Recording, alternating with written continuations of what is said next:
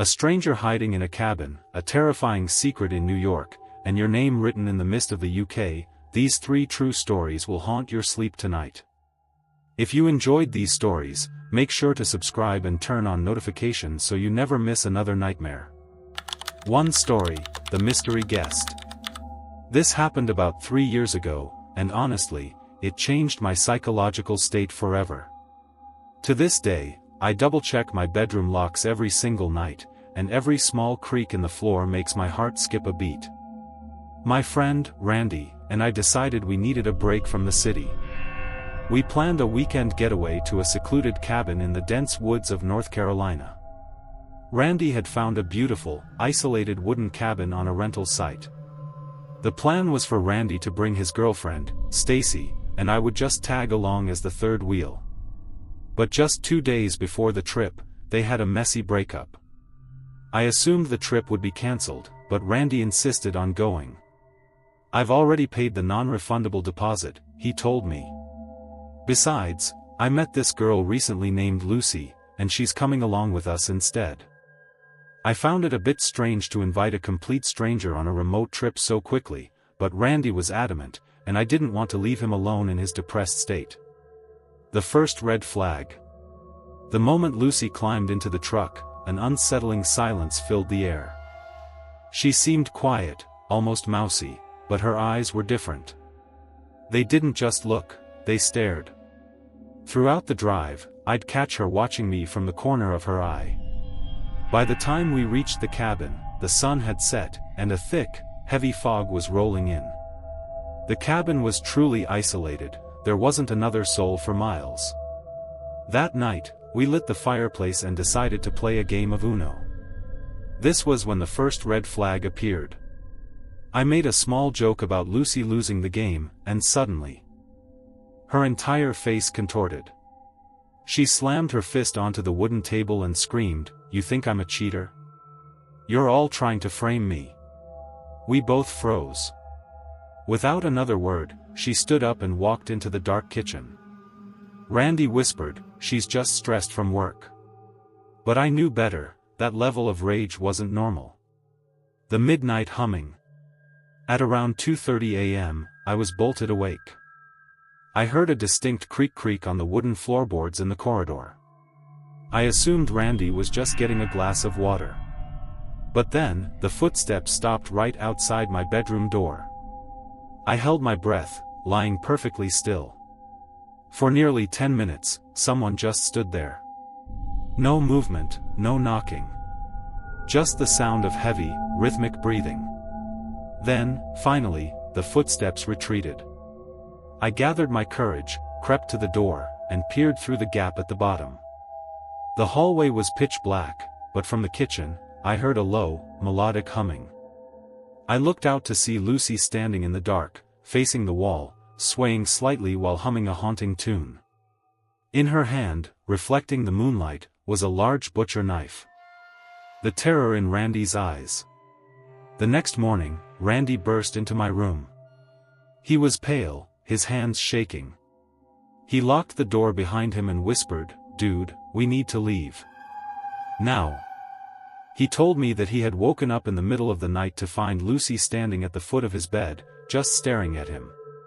When he asked what she was doing, she simply said, "I'm just watching you sleep, just in case." When she finally left the room, Randy checked under the blankets. She had left that same butcher knife right by his feet. We decided to make an excuse about a family emergency and get out of there. But when we went to the kitchen, Lucy was perfectly normal. She was brewing coffee and smiling as if nothing had happened. Her split personality was more terrifying than her anger. The vanishing act. When we finally tried to leave that evening, we found my truck's tires had been slashed.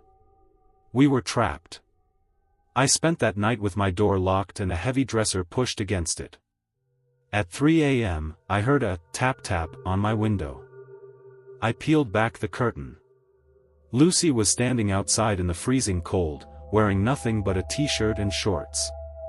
She looked at me, smiled a wide, vacant smile, and traced the word "bite" on the glass with her finger. Then, she turned and sprinted into the pitch-black woods. The police arrived hours later, but Lucy was gone. When Randy tried to call the number he had for her, it led to a disconnected burner phone. When the police ran her description, they found no record of a Lucy living in the state. Conclusion. Who was she? No one knows. During the investigation, the police found some old Polaroids hidden in the cabin's attic. They were photos of the cabin from the 1990s, and in the background of one of them was a girl who looked exactly like Lucy. I don't know if she was a person or something else entirely. But even now, whenever I'm in a quiet place, I swear I can still hear that low, haunting humming. We escaped with our lives, but the image of that knife on the bed is a ghost that will never leave me. 2 Story, The Red Notebook. I've lived in New York my whole life, but not the New York you see in movies. I don't live near the bright lights of Times Square. I live upstate, where the trees are so thick they swallow the sunlight, and the nearest neighbor is a 20-minute drive away. About 2 years ago, I decided to rent a small, remote cabin near the Catskill Mountains. I'm a freelance writer, and I needed the silence to finish a project. The cabin was beautiful in a rugged way, old cedar wood, large glass windows, and a heavy iron bolt on the front door. The owner, an elderly man named Mr. Henderson, handed me the keys with a strange piece of advice. If you hear something knocking from inside the walls, don't knock back. It's just the wood settling. I laughed it off. Old house, old stories. I should have listened. The discovery. The first 2 days were peaceful. On the 3rd night, a heavy storm rolled in. The wind was howling through the pines like a wounded animal.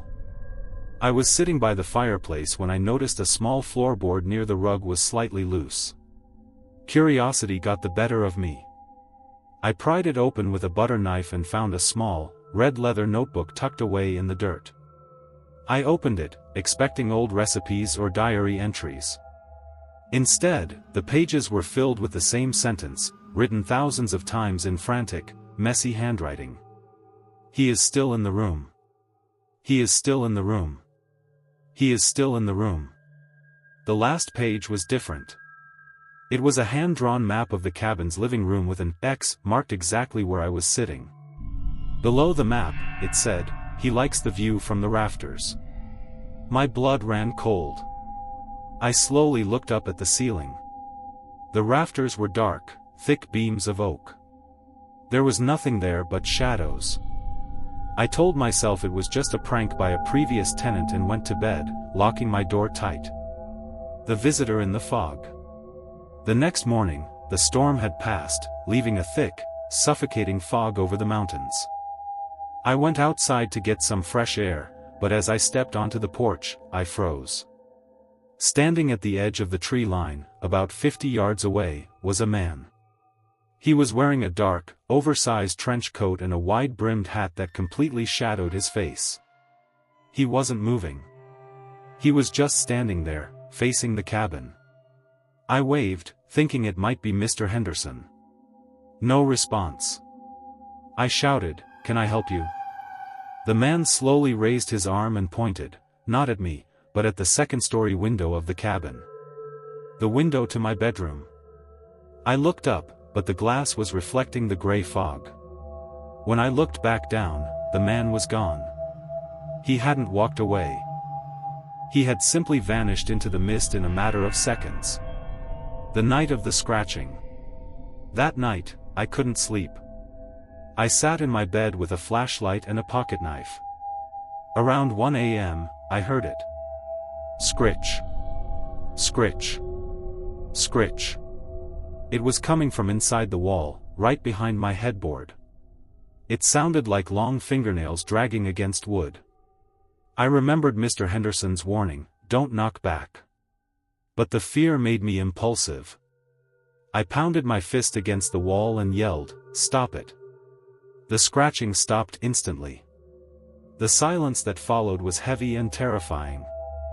Then, from the other side of the room, inside the closet, came a loud, deliberate thud.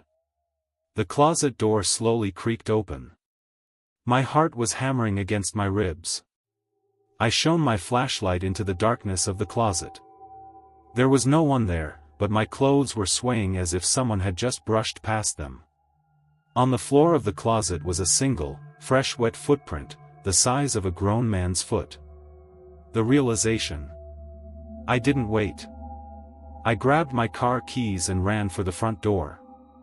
As I reached the living room, I remembered the red notebook. He likes the view from the rafters. I made the mistake of looking up. Tucked into the corner of the ceiling, perched on the oak beams like a giant spider, was a man.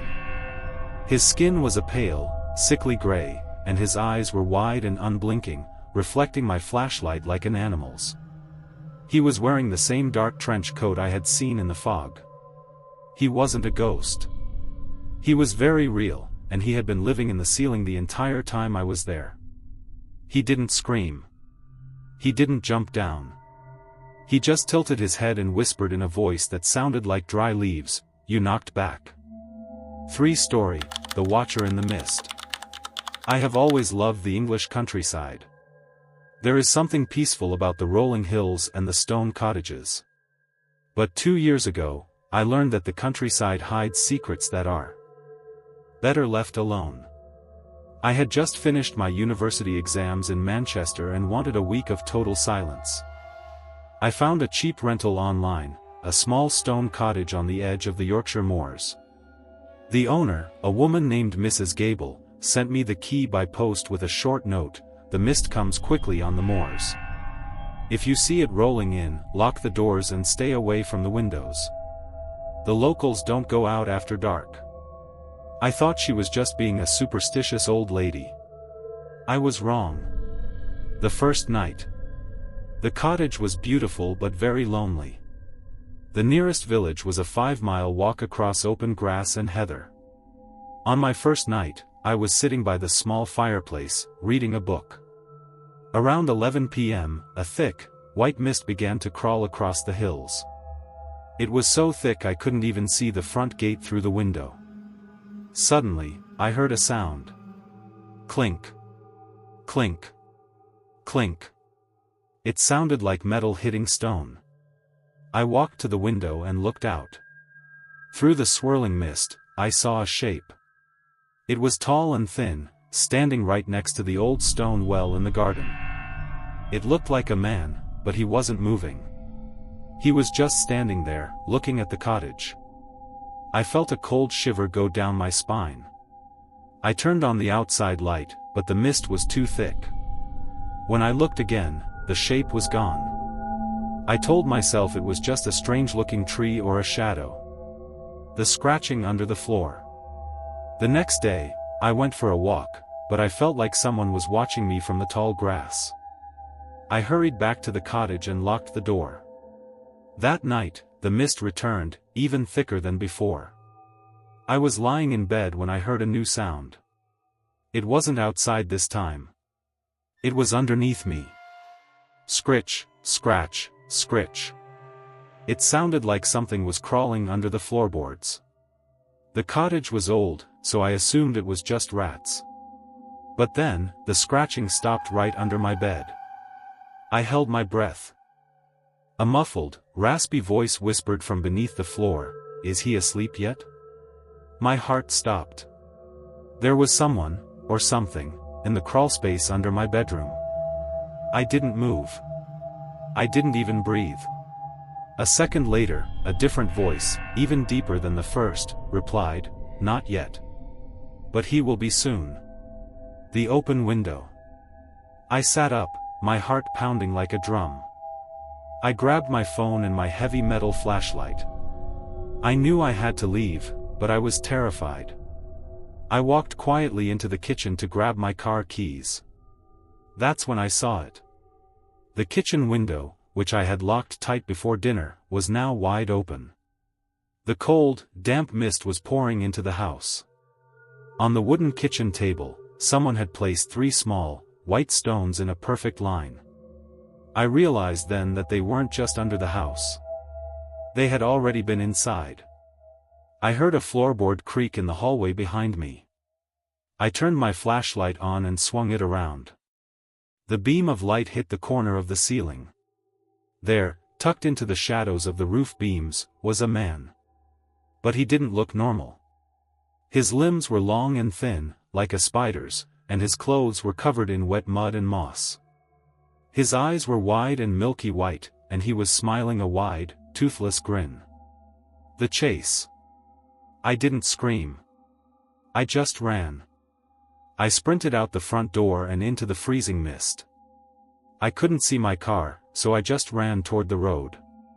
I could hear them behind me. Thump, thump, thump. They weren't running like humans, they sounded like animals moving on all fours. I reached my car and fumbled with the keys. My hands were shaking so much I dropped them in the mud.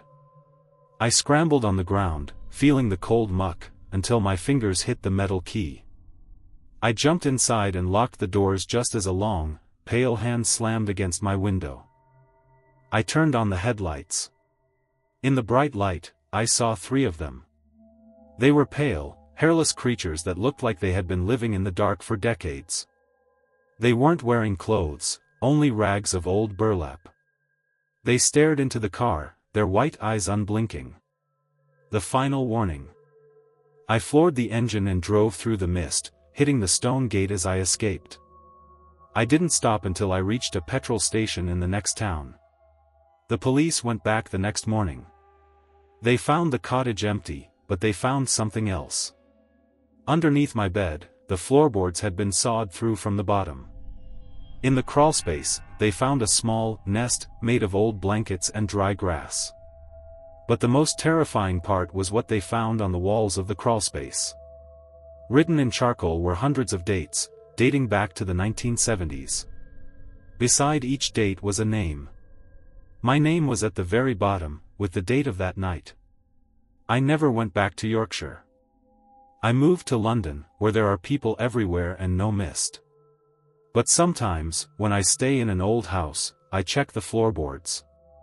Because I know that out there in the moors, there are things that wait in the mist. And they are very, very patient.